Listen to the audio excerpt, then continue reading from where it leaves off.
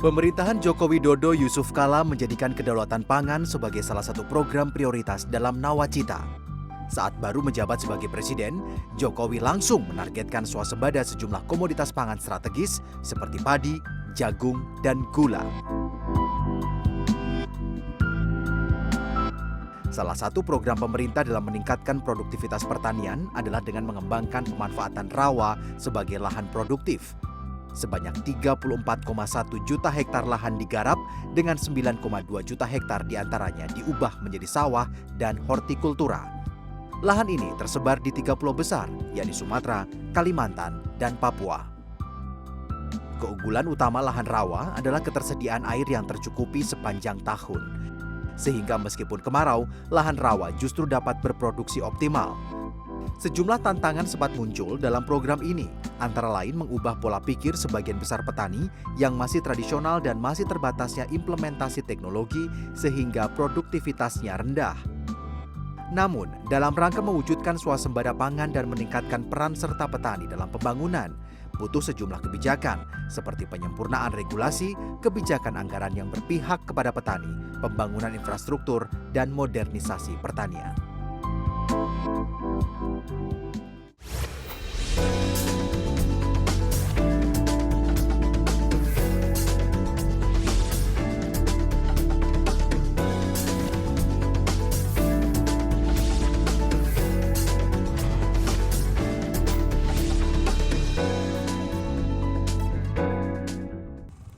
Ya, Indonesia pernah mendapatkan penghargaan dari FAO pada tahun 1984 karena berhasil melakukan swasembada beras. Namun prestasi ini sayangnya tidak dapat dipertahankan dengan berjalannya waktu dan meningkatnya kebutuhan pangan serta jumlah penduduk di Indonesia. Nah, salah satu program kerja Presiden Jokowi yang penting adalah untuk menciptakan swasembada pangan, yaitu menciptakan yang disebut sebagai kedaulatan pangan. Nah, apa saja upaya, strategi, dan juga implementasi dalam mewujudkan ketahanan pangan di Indonesia dan terutama bagaimana memajukan dan juga mengembangkan sektor pertanian. Insight kali ini akan menanyakan langsung kepada Menteri Pertanian, Pak Andi Amran Sulaiman, yang sudah kita saat ini berada di Desa Tajau Landung ya, ini di Kabupaten Banjar di Kalimantan Selatan. Ini di mana Pak Amran sedang melakukan kunjungan kerja. Jadi kami kunjungan kerja melihat langsung potensi Indonesia khususnya di Kalimantan Selatan. Ini ada potensi yang sangat besar. Ada raksasa tidur, ada swampland, ada lahan pasang surut ini yang selama ini tidur. Kita bangunkan, petaninya kita bangunkan. Ada kurang lebih 500.000 hektar untuk di Kalimantan saja, Kalimantan Selatan. Seluruh Indonesia ada 10 juta hektar. Nah, ini lahan tidur ini persisnya apa? Dan selama ini digunakan untuk apa saja? Atau bahkan ya itu tidak dimanfaatkan sama sekali? Ada yang tidak dimanfaatkan sama sekali. Ada yang ditanami hanya 1 kali. Kemudian produktivitasnya rendah. Kita akan membangun pertanian modern di tempat ini. Ini ada luasnya kurang lebih seluruh Indonesia 10 juta hektar. 10 juta hektar. Iya. Nah, kita tahu lahan pertanian untuk padi kita hanya 7,1 juta hektar, data terbaru. Kalau kita tambah 10 juta hektar, artinya apa?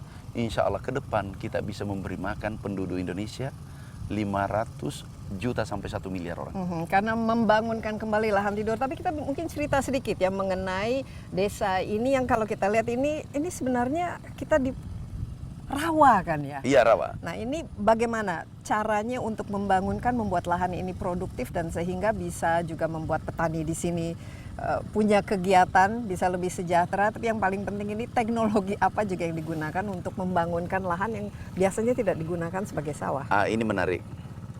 2 tahun yang lalu kita mencoba di Kalimantan Selatan dan Sumatera Selatan, Selatan. Karena luas rawanya sampai kurang lebih 1 juta hektar, 2 provinsi ini.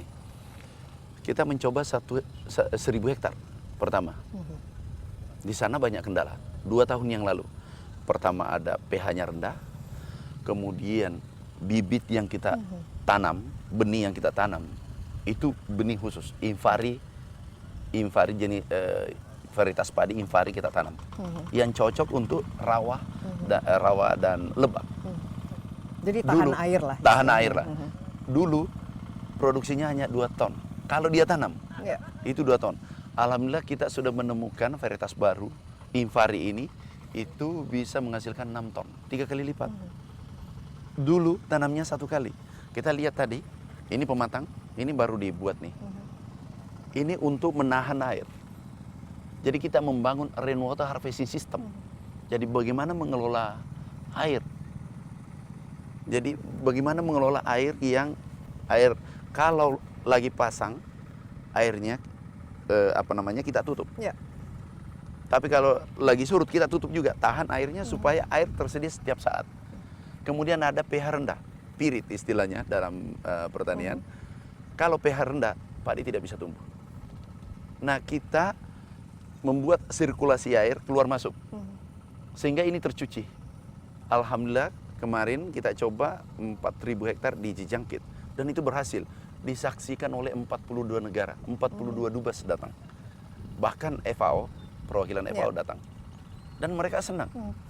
Tapi ini kan berarti kan harus ada ya pelatihan juga para petani di sini ya untuk Betul. bagaimana menanam sawah di lahan yang asalnya itu rawa. Kemudian berarti ada juga alat atau teknologi yang berbeda lah. Ini bagaimana kendala yang paling sulit selama ini untuk membangunkan lahan tidur ini? Yang tadi memang yang kendala pertama pirit sudah selesai, benih sudah selesai. Kemudian kita harus pertanian modern. Kita mentransformasi pertanian tradisional menuju pertanian modern. Kita dengan alat-alat yang lebih modern. Lebih modern. Tapi cost-nya kan juga lebih tinggi jadinya. Justru lebih rendah. Oh, lebih rendah. Karena semua kan teknologi.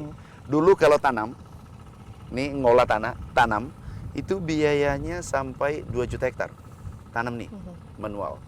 Dengan alat mesin pertanian, biayanya 1 juta, turun 50%. Kalau panen, dan butuh waktu 20 hari, 25 hari. Kalau panen, dulu pakai sabit, itu butuh 25 hari. Sekarang hanya 3 jam. Jadi 25 hari jadi 3 jam menggunakan combine harvester, alat panen. Sekarang, dan itu buatan putra-putri terbaik bangsa dari Kementerian Pertanian. Dan ini semua disediakan oleh kementerian? Disediakan oleh kementerian, secara gratis. Kemudian ada losis. Padi itu kalau dipanen pakai sabit, tentu ini goyang kan. Nah, ini jatuh 10,2%. Hasil penelitian kita. Dan itu kita sudah sepakat semua ada losis 10,2%. Nah, kalau luasan atau produksi 50 atau 70 juta ton gabah atau 50 juta ton, kita kali dengan losis yang ada 10%, itu berarti 7 juta atau 5 juta, 5 kali 4, 20 triliun. Dan ini sudah terasa dampaknya? Sudah terasa. Dan ada peningkatan dari misalnya berapa kali panen dan juga dari pendapatan petani, ini semua sudah terukur lah gitu Pak Amran? Jadi ada 2 hal di sini. Yang pertama, terukur ya. Dulu di Jijangkit sebelah sana, itu panennya 1 kali, jadi 3 kali. Kan sudah 2 tahun nih. Kemudian dulu panennya 2 ton per hektar, naik menjadi 6 ton. Bahkan ada yang 8 ton. Tapi rata-ratanya average itu 6 ton. Berarti 3 kali lipat. Kemudian tanam 3 kali, berarti 6 kali lipat pendapatan petani. Dan ini nanti akan diberlakukan seluruh Indonesia ya? Target perlu berapa waktu untuk supaya semua, kita kan memiliki banyak sekali ya lahan tidur itu yang harus memang dimanfaatkan. Kira-kira perlu waktu berapa lama ya? Kami sudah membuat grand design untuk Indonesia, pertanian Indonesia. Kita target 2045 Indonesia menjadi lumbung pangan dunia. Kenapa? Lahan pertanian sekarang kan hanya 7 juta. Kalau ditambah 10 juta, tapi 10 juta ini bisa tanam 3 kali. Yang 7 juta, planting indexnya itu hanya 1,7-1,8%. Nggak cukup 2 kali tanam. Tapi karena ini air tersedia, tinggal kita memanage airnya. Jadi kita membangun bagaimana mengelola ini air, sumber daya, lahannya subur, airnya tersedia, ada air, ada kehidupan. Bahkan kami baru pulang dari Jerman, kemudian ke Korea Selatan, ke Taiwan. Di negara lain, itu matahari tersedia hanya 6 bulan. Iya. Kita 12 bulan. Tapi airnya recycle sampai 40 kali. Kita 1 kali pun terkadang tidak. Tanaman kekeringan, airnya selamat sampai ke laut. Mimpi besar kami adalah seluruh air hujan yang jatuh di bumi Indonesia, jangan biarkan ke laut. Harus ditangkap, diolah sehingga menjadi pangan dan protein. Iya, jadi tahun 2045 harusnya Indonesia menjadi lumbung pangan ya. Insya Allah bisa. Jadi sekali-sekali aku ditanya, Pak Menteri kapan lagi ekspor? Jangan impornya 100.000 ton.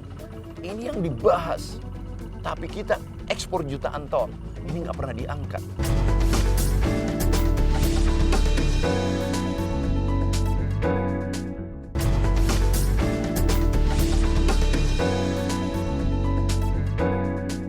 Memang saya lihat ya pemerintah Jokowi itu sangat fokus ya untuk kita Iya. swasembada pangan. Nah, kalau bicara mengenai pernah dulu zaman Soeharto kan, Iya. tapi swasembada beras. Kalau kita katakan sekarang kita sebenarnya sudah berswasembada beras atau ini definisi swasembada ini juga mungkin harus kita Clear. dulu Iya. ya. Ada swasembada beras tapi juga kita bercita-cita swasembada pangan. Jadi Oke. selain beras kan banyak lagi kebutuhan pangan yang kita harus kuasai lah. Nah, ini perlu kami sampaikan apa sih arti swasembada. Ya, kesepakatan FAO, swasembada itu kalau impor 10%. Itu kesepakatan. Maksimum. Maksimum 10%. Kemudian kita ingat tahun 84, November tahun 84, 10 November 84. Ya. Itu swasembada, Indonesia dikatakan swasembada. Dan harus diingat, penduduk Indonesia waktu itu 100 juta lebih. Iya, sekarang Dua kali lipat. Iya, 260 juta gitu. Dua kali lipat. Mhm. Nah, waktu itu aku ingat impornya 414.000 ton. Sudah dikatakan swasembada. Dan penduduk hanya 100 juta lebih. Sekarang 2 kali lipat. Nah, kita harus fair juga. Iya. 2016 tidak ada impor. Yang masuk adalah limpasan 2015. Tapi ingat, 2015 terjadi El Nino terbesar sepanjang sejarah. 2016 tidak ada impor. Ada yang tercatat tetapi itu limpasan dari Iya. 2015. 2017 tidak ada impor. Dan kita bisa memberi bisa menyiapkan pangan untuk bangsa kita sendiri. Tapi ada yang menarik. Jadi jangan seakan-akan pertanian hanya beras. Kami mengelola 460 komoditas. Cabai aja 5. Iya. Cabai keriting, cabai merah, cabai hijau ini harus dijaga 24 jam. Terkadang hanya dipahami pertanian hanya beras. Ini yang harus kita luruskan. Iya, tapi kan harus ada prioritas ya. Tidak mungkin kita bersuasembada 400-nya. Iya. Jadi apa kira-kira yang menjadi prioritas Menteri Pertanian ya untuk kita pastikan bersuasembada lah, kita mengurangi impor, Oke. bahkan kalau bisa kita mengekspor Betul. produk-produk itu. Ini capaian kita yang baru-baru. Ada yang menarik. Jagung. Jagung bukan swasembada. Sudah berdaulat, kita ekspor. Dulu 2014 kita impor jagung 3,5 juta ton. Setara dengan 10 triliun. Sekarang kita sudah ekspor. Dan diakui oleh banyak negara. Dunia mengakui bahwa hal itu benar adanya. Iya. Karena kebijakan Bapak Presiden tepat. Tapi how-nya itu mungkin lebih penting ya. Kenapa Iya. apa yang diubah, Dilakukan. apa yang ditransformasi lah sehingga kita bisa melakukan itu. Yang pertama adalah kita melakukan integrasi antara sawit dengan jagung. Dulu di tengah sawit tidak boleh ditanami apa-apa, hanya tumbuh rumput. Kita tanami Ya. jagung.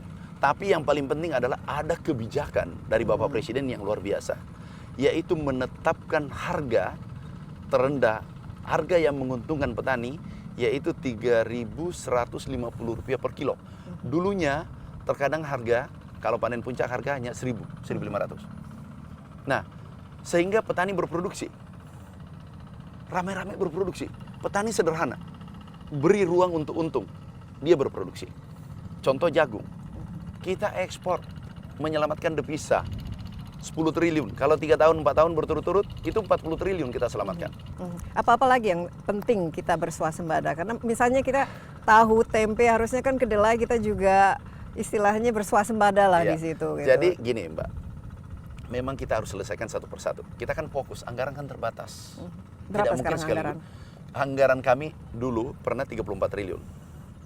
Turun menjadi 22 triliun. Jangan ada yang mengatakan bahwa anggaran pertanian itu turun dari pertama 34 triliun menjadi 22 triliun. Tapi yang menarik adalah produksinya naik. Nah, sekarang yang dulunya tidak ada ekspor jagung, kita sudah ekspor, menyetop impor 3,6, 3,5 juta ton. Iya. Itu 10 triliun. Kemudian kambing domba kita ekspor ke Malaysia. Dulu dari Australia. Kita yang mengisi. Bahkan baru-baru ini kalau tidak salah ke Dubai. Kita ekspor kambing. Kemudian cabai, bawang merah. Dulu kita impor dari Thailand. Sekarang kita ekspor ke Thailand. Kita membalikan impor menjadi ekspor. Kemudian telur ayam. Dulu belum pernah ada sejarah kita ekspor ke negara lain. Kita sudah tembus ke pasar Jepang. Jepang tidak mudah tuh. Komoditas dari Indonesia tembus ke sana. Kemudian ada yang menarik disampaikan Bapak Presiden kemarin, manggis. Manggis kita ekspornya meningkat. Jadi sekali-sekali aku ditanya, Pak Menteri kapan lagi ekspor? Jangan impornya 100.000 ton. Ini yang dibahas. Tapi kita ekspor jutaan ton. Ini nggak pernah diangkat. Nah, ini pertanyaan kan berarti ada yang berubah apakah dalam sistem memproduksinya atau mengelola manajemen dari pertanian itu sendiri. Ini selama 4 tahun ini, apa yang paling dirasakan lah perbedaannya bagaimana kita memproduksi supaya ekspor itu justru kita bisa galakan dan impor itu kita kurangi.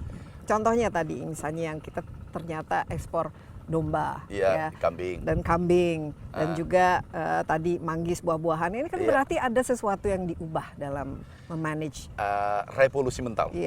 Yang pertama dari dalam, internal. Revolusi mental adalah kita merubah seluruh regulasi yang menghambat, mempersulit contoh eksportir. Dulu 3 bulan ngurus izin. Hari ini 3 jam. Itu perintah Bapak Presiden. Kami siapkan karpet merah bagi eksportir. Ya. Nah, satu. Sambil jalan. Satu. Yang kedua, kita mentransformasi pertanian tradisional menuju pertanian modern. Kita tidak mungkin bersaing negara lain tanpa melakukan transformasi dari tradisional menjadi modern. Nah, ini pasti ada tantangannya sendiri kan, pasti. mengubah mindset dari para Tidak petani mudah. itu sendiri. Nggak mudah.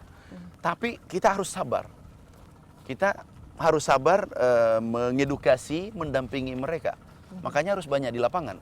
Supaya, karena selalu Presiden sarankan, Pak Menteri, you selalu berada di sisi rakyat.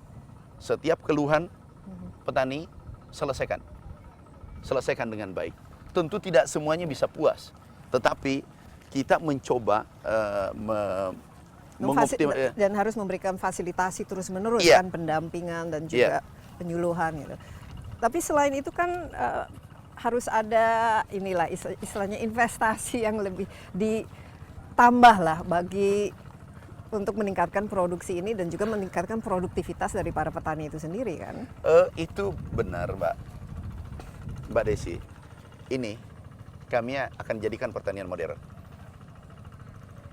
Nanti ngolahnya pakai traktor, enggak, tanamnya pakai rice transplanter, panennya combine harvester, RM-nya kita siapkan, dan gagasan besar Presiden, koperasi dikorporasikan.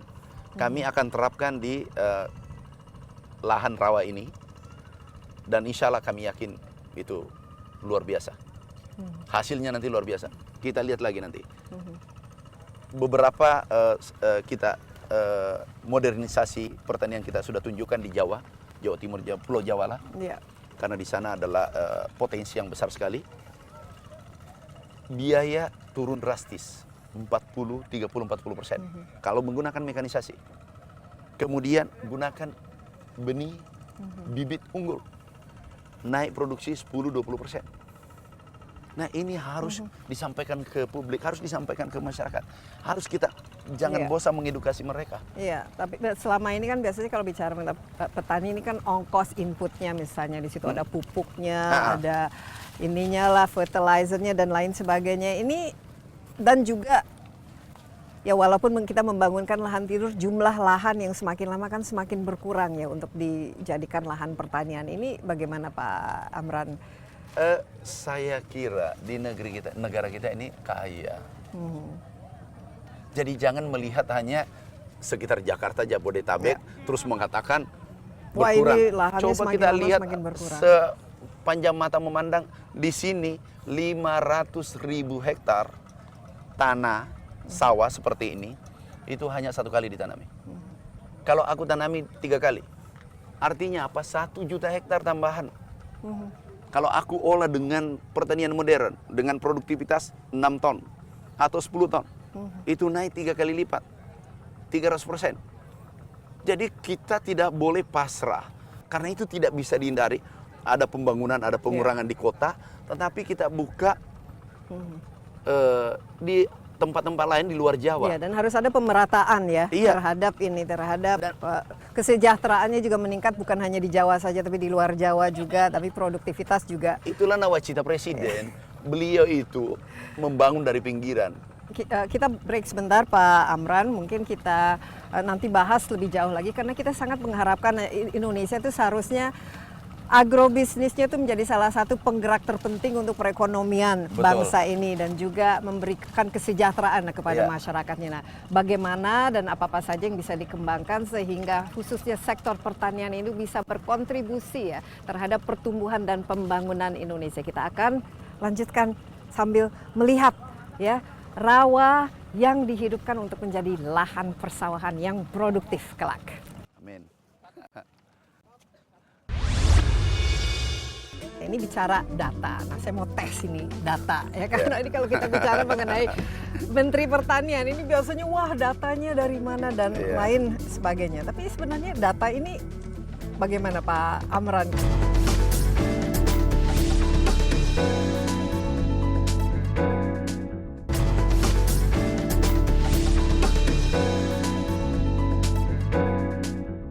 Ya, kita lanjutkan insight dari Desa Tanjau Landung di Kabupaten Banjar di Kalimantan Selatan. Saya ditemani oleh Menteri Pertanian Amran Sulaiman yang kita sedang berada di sini di tengah rawa-rawa yang nanti akan dibangunkan dari tidur menjadi sawah yang sangat produktif ya, bisa memberikan kesejahteraan tapi juga untuk meningkatkan produktivitas karena kedaulatan pangan, swasembada pangan itu merupakan salah satu program kerja yang terpenting ya oleh pemerintahan Presiden Jokowi. Tadi kita sudah mendengarkan ya Pak Amran, ambisi untuk menciptakan pertanian di Indonesia ini jauh lebih modern, berbasis teknologi, efisien sehingga pada tahun 2045 insya Allah kita bisa menjadi lumbung pangan. Tapi kalau bisa jangan 2045, 2025 juga kita sudah harusnya sudah ke arah demikian. Dan tadi Pak Amran banyak sekali kata ekspor meningkat dan istilahnya kontribusi pertanian itu terhadap kesejahteraan masyarakat Indonesia itu sudah meningkat dan lain sebagainya. Ini bicara data. Nah, saya mau tes ini data ya karena ini kalau kita bicara mengenai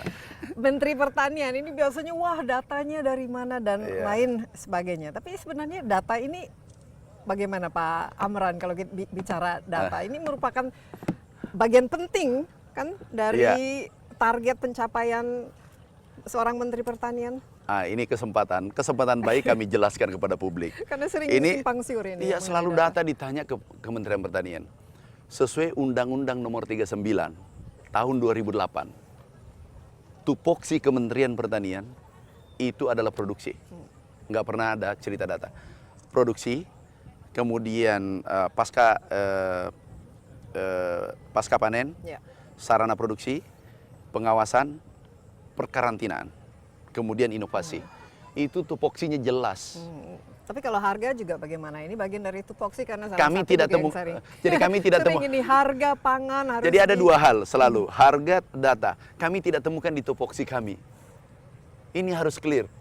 Kalau tanya produksi, tanya ke Kementerian Pertanian. Tanya ekspor, tanya ke Kementerian Pertanian. Aku hafal. Iya, kalau begitu kita langsung saja ke data yang sangat objektif ya, BPS. Ini saya memiliki beberapa data dan yang berkaitan dengan kinerja lah istilahnya, keberhasilan dari pertanian ini. Dan ini dari data BPS yang untuk triwulan terakhir di tahun 2018 ini. Tadi ada yang menarik katanya kan kontribusinya semakin lama semakin meningkat. Tapi saya lihat juga di sini kenaikan PDB pertanian antara 2013-2018 itu lonjakannya sangat tinggi ya. Ini sebenarnya prestasi ya.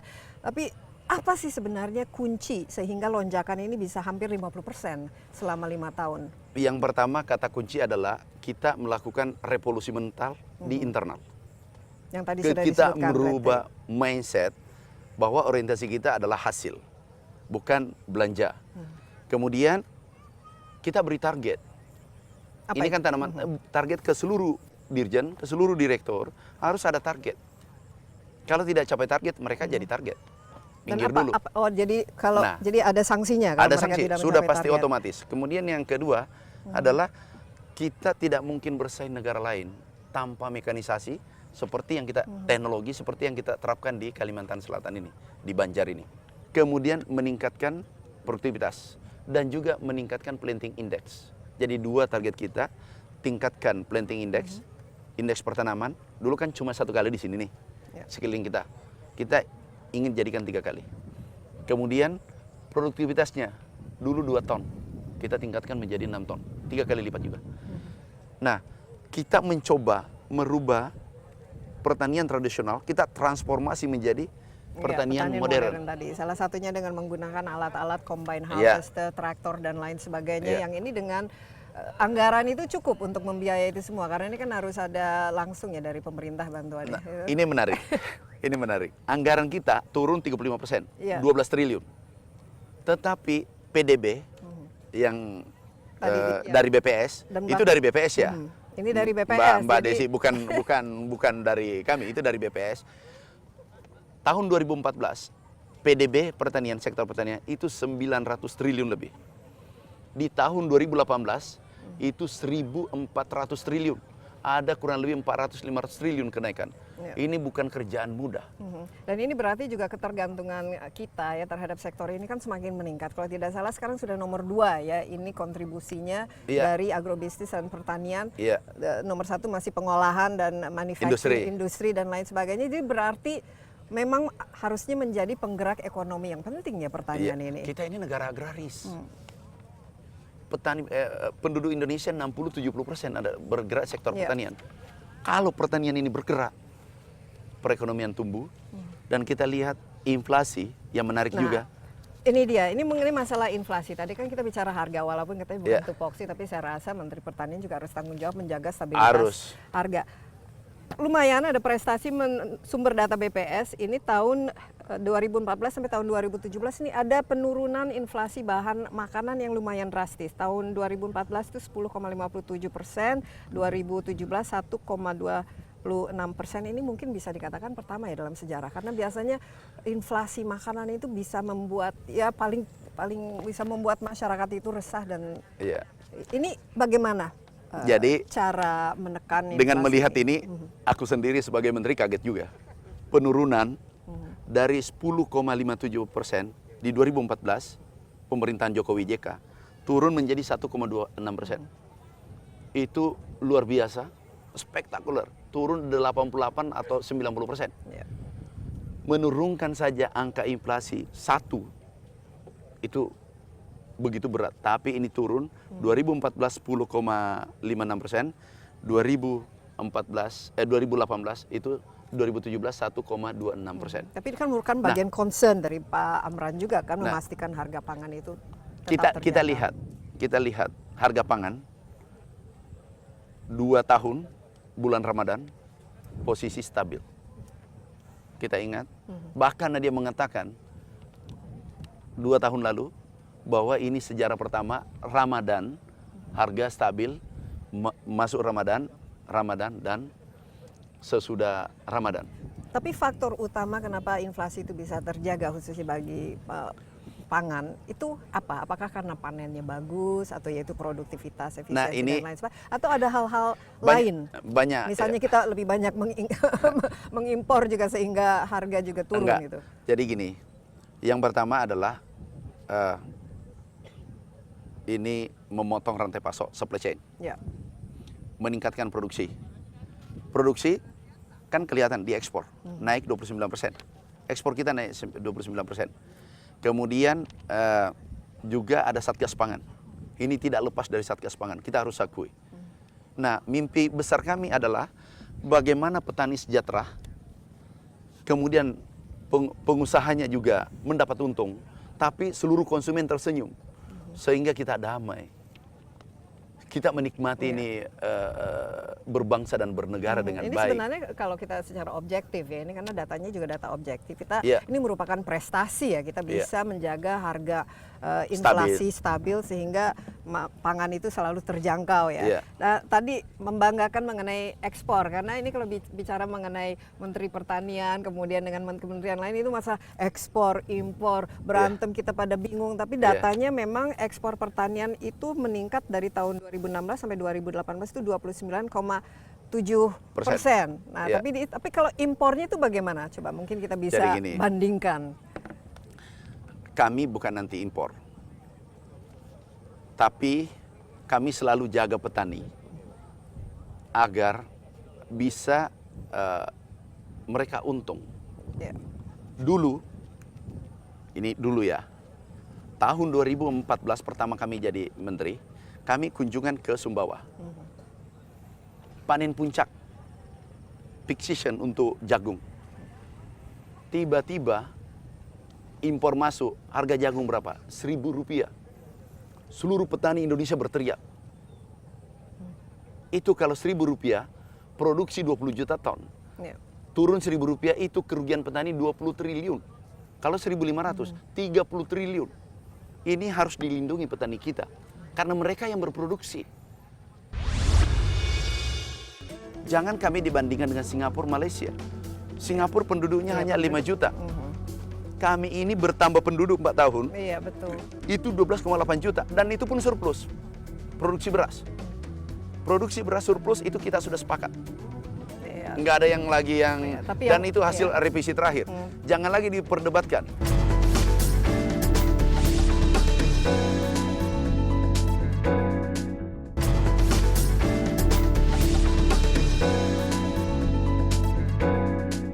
Dan ini juga saya lihat ini dari zaman dulu ya, dari Iya. Orde Lama dan Orde Baru. Ini juga masalah yang sifatnya politis, apalagi kalau masalah Nah, swasembada beras ini. ini. Nah, ini mungkin supaya masyarakat juga nggak simpang siur, kan di sini ada Bulog juga di sini. Iya. Dan ini bagaimana sih sebenarnya kalau dari kacamata Mentan ya, Ya, beras ini harus dikelola gitu Iya. istilahnya, karena tidak bisa dipungkiri negara tetangga kan mereka istilahnya harga berasnya juga bisa jauh di bawah harga beras Indonesia, dan konsumen kan juga perlu mendapatkan pilihan. Ini bagaimana Jadi kita gini. menangani swasembada beras ini dalam arti sesungguhnya? jadi gini, kalau kita melihat ya perkembangan produksi, kita lihat data, kita gunakan data aja, data terbaru.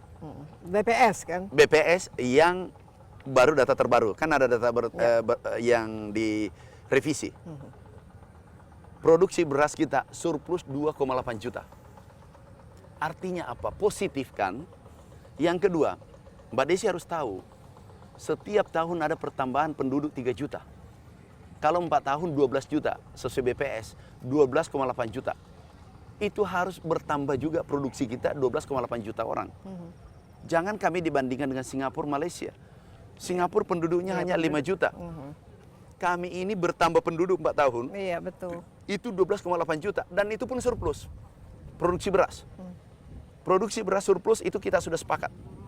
Iya. Nggak ada yang lagi yang, Iya, tapi dan yang- itu hasil iya. revisi terakhir. Jangan lagi diperdebatkan. Iya, tapi yang Maaf, aku ulang. Produksi beras surplus, jagung ekspor, menyetop impor 3,6 juta. Bawang merah ekspor, dulu impor. Kambing domba ekspor, ayam telur ekspor. Sudah 7 produk komoditas strategis kita. Tapi ya mungkin kalau dalam hal beras ini memang harus ada kerjasama yang lebih erat lagi antara perdagangan dan Pasti. juga pertanian dan juga Bulog ya. Iya. Nah, tapi kalau saya lihat ini kan juga Pak Mentan sering dipusingkan ini masalah mafia pangan dan lain ini sebagainya. Nah, ini bagaimana? Karena ya masyarakat juga kan harus paham lah. Karena pemerintah juga kan tidak suka nih ada beberapa yang sudah ditetapkan sebagai mafia dan ada sanksinya lah istilahnya. Ini bukan sesuatu yang bisa dibenarkan kan? Jadi Mbak Desi, dulu banyak orang mengatakan itu mafia hanya dikambing hitamkan. Sekarang aku katakan benar adanya. Mbak Desi tahu yang proses hukum selama periode kepemimpinan Jokowi JK itu 782 orang perusahaan proses hukum. Tersangka 409 orang dan perusahaan. Kami blacklist itu ada 15 dan insya Allah dalam waktu dekat kami blacklist lagi 21 perusahaan. Kami tidak ada kompromi bagi orang-orang yang ingin mempermainkan nasib rakyat kecil, nasib petani. Kami pertaruhkan segalanya Iya. demi petani ini. Pasti disibukkan dengan hal-hal itu juga. Nah, Karena tahu- banyak kepentingan Tahu juga nggak? kan Salah dalam satu mafia ini. aku beri contoh satu, Mbak Desi. Impor bawang putih itu 5.000 dari China. Tiba di Indonesia 50.000. Itu 1.000%. Kalau dia jual 30.000 itu 800%. Ini middleman mengambil keuntungan terlalu besar. Nah, sehingga menarik kan, lihat inflasi turun drastis, tapi petani sejahtera. Kenapa? Middleman-nya ini, supply chain-nya ini kita tekan. Mafianya ini jangan bermain-main di pertanian lah. Iya. Ini nasib orang rakyat kecil. Kita harus bela mereka. Iya. Mereka saudara-saudara kita. Kami pernah meneteskan air mata di satu tempat di Sumatera. Melihat petani kan perempuan di sana yang kerja tani, pakaian compang-camping, menggunakan apa namanya, menggunakan alat tradisional apa adanya. Dia belum dapat bibit waktu itu, dia belum dapat traktor pertama kami jadi menteri.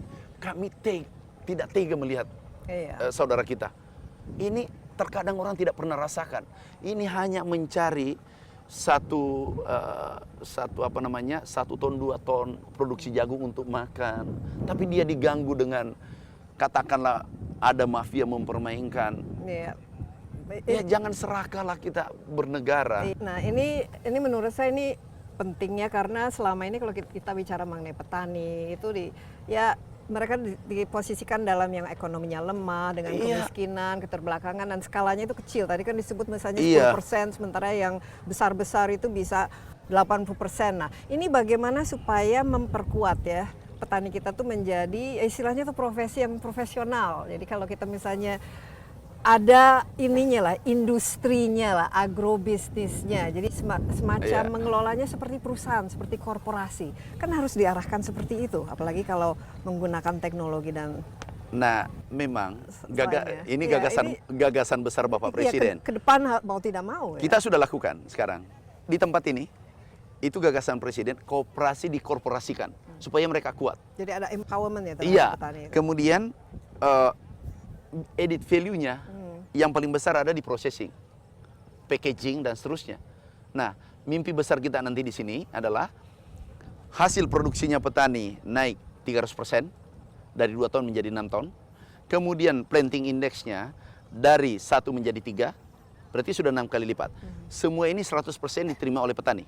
Setelah itu dijual ke koperasi yang dikorporasikan. Dan ini dipimpin oleh CEO yang betul-betul yang profesional, paham terhadap harga pasar dan seterusnya. Nah, kemudian petani punya saham di sini 49%. Saya ulangi, 100% seluruh produksinya diterima petani sendiri. Tetapi di processing petani dapat lagi 49%. Jadi untungnya berlipat-lipat kali. Bisa naik 6 kali lipat pendapatan petani. Tapi dikelola secara profesional. Nantinya ada RMU. Jadi keluar di sini sudah packaging semua. Iya. Langsung dikirim supermarket. Iya. Karena kita lihat misalnya seperti negara Thailand itu. Iya. Itu agrobisnis itu ya memang seperti industri. Iya. Jadi kita misalnya memproduksi mobil lah istilahnya. Mereka memproduksi yang namanya buah kaleng. Benar. Duren Thailand itu kan bisa 365 hari kita nikmati. Jadi bukan dengan musiman, dengan menunggu kalau paceklik atau tidak. Tapi memang harus dikelola secara berkesinambungan. Itu kapan ya kira-kira kita bisa mencapai di mana daya saing petani kita itu kuat, tapi juga profesionalisme dan orang bangga jadi petani, bukan justru meninggalkan sekarang petani ini? dari segi sosial dulu ya. Iya. Ini kan kita melakukan transformasi sosial. Kita menggunakan teknologi, kemudian sebagian bergeser masuk ke industri. Jadi ada RMU dan seterusnya, ada proses pengeringan dan seterusnya. Nah, ada ininya lah, supply chain-nya lah. Supply chain-nya. Nah, sekarang pemuda tani yang turun, yang kami beri nama Gempita, Gerakan Pemuda Tani Indonesia, sudah ada 300.000. Ini milenial semua ini? Iya. Dan kita bisa lihat. Tertarik anak-anak muda sekarang untuk menjadi tertarik petani. karena bisa menggunakan traktor, ekskavator, semua menggunakan peralatan yang canggih, sehingga dia bangga menjadi petani. Dan saya selalu sampaikan, mau kaya jadi petani. Konglomerat, 10 konglomerat Indonesia, itu 8 bergerak sektor pertanian. Jadi kalau mau jadi konglomerat, jadi petani. Yang terberat ya? adalah menghadapi mafia dengan afiliasinya.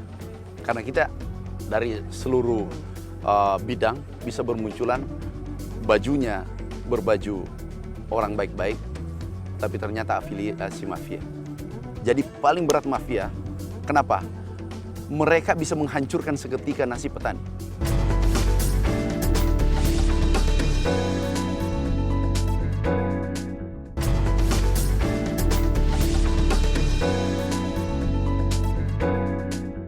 Jadi berarti fokus terhadap litbangnya juga harus ditingkatkan. Ini ada dana anggaran yang memang untuk varietas yang misalnya yang baru, lebih tahan terhadap kondisi cuaca macam-macam, tapi juga yang lebih penting lagi itu menciptakan ya bibit-bibit yang bisa kita jadikan industri lah. Gini, kalau Indonesia ini pernah terkenal, masih ingat rempah-rempah Indonesia? Iya. 1602. Indonesia terkenal dengan rempah-rempah. Kita harus memulai dengan bibit unggul. Litbang kami siapkan anggaran 2 triliun. Sekarang sudah ada sapi yang beratnya 2 ton, Belgian Blue. Kemudian ada bibit padi. Tapi yang itu sapi mau nggak mau masih ya harus bibitnya harus kita impor kan ya? Bukan, produksi sendiri. Produksi sendiri tapi sudah. Ininya ya. Spermanya kita produksi sendiri. Dulu impor awalnya, dulu. Sekarang kita sudah produksi, bahkan sudah ekspor. Jadi Belgian Blue sekarang itu kita semua udah... Semua, kita sudah buat sendiri. Domestik lah istilahnya. Ya. Kan ada Limusin, ada Brahman. Kita sudah ekspor semen beku, sperma, bahkan ke China dengan Jepang. Kita sudah ekspor sekarang. Jadi semen beku untuk Limusin dengan Brahman. Nah, kemudian tadi rempah-rempah, mimpi kami adalah kembalikan kejayaan ini. Dulu 500 tahun yang lalu berjaya, masa hari ini nggak bisa? Ya kan berarti harus lebih banyak lagi masyarakat Indonesia yang tertarik untuk menjadi petani, tapi petani dalam arti profesi ya, bukan petani karena tidak ada pilihan lagi dan mereka bisa mengolah ya lahan yang luas dengan nilai tambah yang tinggi. Tapi terus terang ini mengenai data lagi nih dari Ditjen Dikti, ternyata dari tahun 2010 sampai tahun 2018 ini jumlah mahasiswa pertanian itu semakin meningkat. Tapi yang saya khawatir jumlah mahasiswanya meningkat, tapi biasanya mereka nggak jadi petani. Itu lulusan IPB biasanya jadi reporter, jadi tapi bagaimana supaya mengarahkan jadi pegawai negeri misalnya, bagaimana mengarahkan supaya yang lulusan pertanian ini mereka menjadi petani-petani unggulan Indonesia lah. Ini baru-baru kami keliling ke kampus-kampus. Ada salah satu kampus kenaikan peminatnya itu 38%, ada 50% peminatnya. Kalau orang minat masuk di Fakultas Pertanian, berarti ada sesuatu di sana yang menarik. Sesuatu yang menarik ini karena tadi kita merubah pertanian tradisional menjadi transformasi ke pertanian modern. Sehingga ternyata ada dampak positif pada generasi muda, generasi milenial ini. Yang penting itu ada aplikasinya, ada online-nya, basis IT-nya, itu penting itu. Nah, kami yang menarik adalah ada politeknik, vocational, politeknik di pertanian. Dulu peminatnya 900 orang. Bahkan diajak mendaftar nggak mau. Mendaftar saja nggak mau. Sekarang hari ini 2018 pendaftarnya 13.000, naik 1.200%. berarti ada sesuatu. Kita menggairahkan, kita menunjuk, tapi melibatkan mereka. Kami libatkan mahasiswa, dulu pendampingan. Ada 8.700. Kami libatkan melihat, oh ada harapan di sana. Ada harapan besar di sektor pertanian. Ini harapan ini menjanjikan. Bukan lagi seperti dulu. Kita mengenalkan semua peralatan teknologi yang canggih.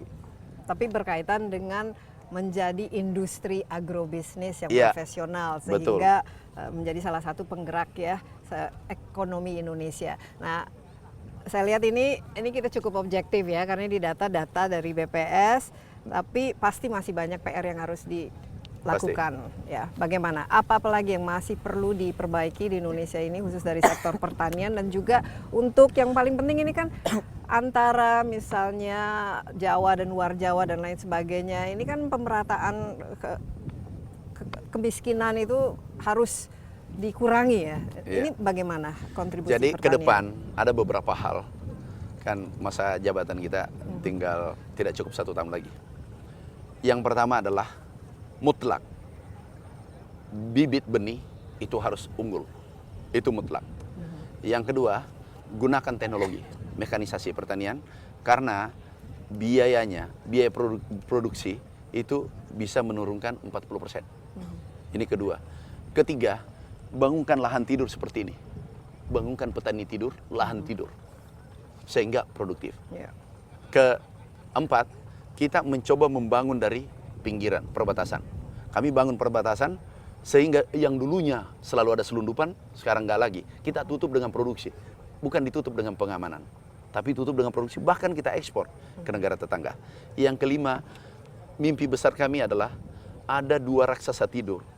Ada lahan rawa, ada pasang surut, lebak, ada tanah kering, rainfed land.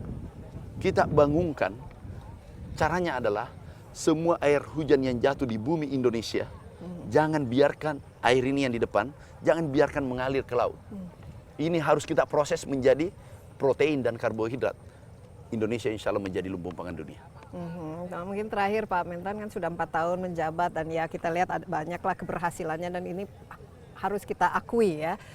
Tapi apa kira-kira yang tantangan terberat bagi Pak Mentan ini sendiri dalam menjalankan tugas ini, apalagi ya, tuntutan ya, Presiden kan kerja harus ada hasilnya dan lain sebagainya, sementara itu kan kita udah masuk tahun politik dan ya Indonesia lah negara yang indah dan berdemokrasi ini. Apa kira-kira selama ini yang terberat ya? Adalah menghadapi mafia dengan afiliasinya.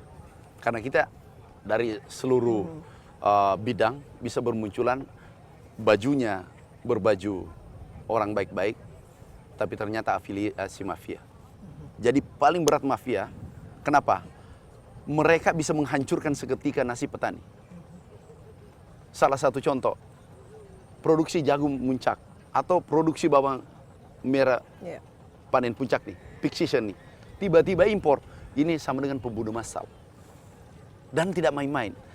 Kerugian petani, hanya dia tidak bisa menyampaikan isi hatinya, tangisannya tidak bisa disampaikan karena dia tidak punya akses ke katakanlah ke media dan seterusnya. Tapi dia menangis menjerit. Itulah membuat generasi milenial tidak tertarik.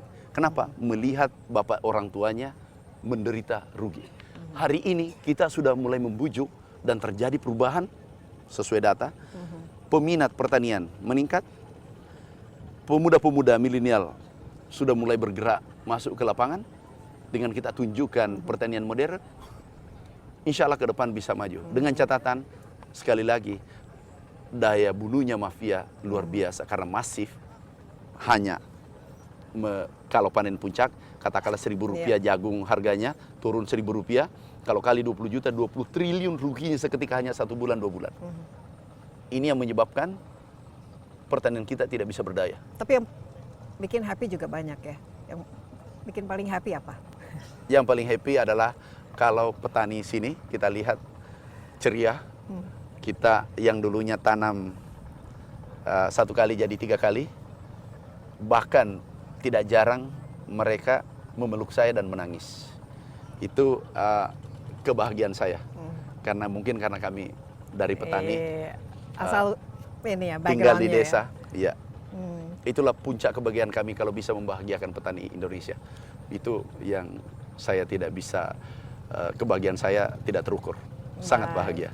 Pak Amran, dan kita tentu saja sangat berharap ya pada sektor pertanian ini juga sebagai penggerak ya dari perekonomian dan kesejahteraan Indonesia ini. Kita kan ini sebenarnya negara agraris dan banyak sekali komoditas yang kita miliki ini semuanya kan harus bisa kita kelola, kita manage sehingga bisa menguntungkan kita sebagai bangsa, dan yang paling penting lagi cita-cita untuk memiliki ketahanan pangan dan kedaulatan pangan itu saya rasa harus sangat-sangat ya diterapkan, karena ini merupakan kunci dari kesejahteraan Indonesia, kita sebagai bangsa yang mandiri, yang makmur, dan juga ya bisa bersaing dan bahkan mengekspor segala macam produk-produk kita keluar negeri. Pak Amran, sekali lagi terima kasih. Sama-sama. Dan demikian insight kali ini langsung dari Kabupaten Banjar, persisnya di Desa Tanjau Landung ya, di sini di mana rawa ini kelak akan menjadi sawah yang mudah-mudahan